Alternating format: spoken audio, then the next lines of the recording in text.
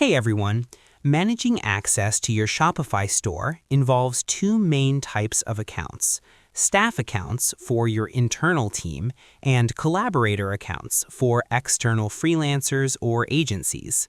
The best part about collaborators is they don't count towards your plan's staff limit. Step 1. Open Settings. We are starting with the admin sidebar.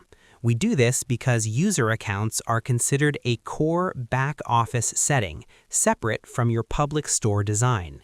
At the very bottom left of your Shopify dashboard, click the Settings gear icon.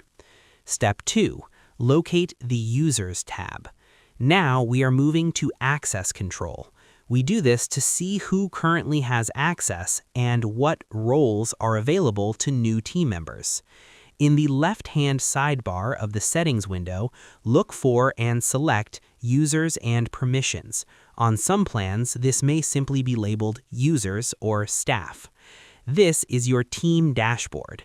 You'll see your own name as the store owner and any existing staff accounts below it. When you click Add Staff, you can select Admin User for managers, marketers, or anyone who needs to log into the Shopify backend to manage products or orders. These users require an email address and will use it to log in. This email is where Shopify will send the secure login link. And then Point of Sale User for retail cashiers who only need access to the POS tablet or phone app. These users do not need an email address. They log in using a unique PIN.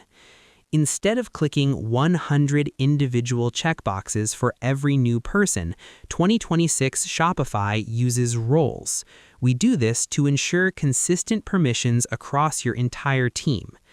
In the Roles section, click Assign.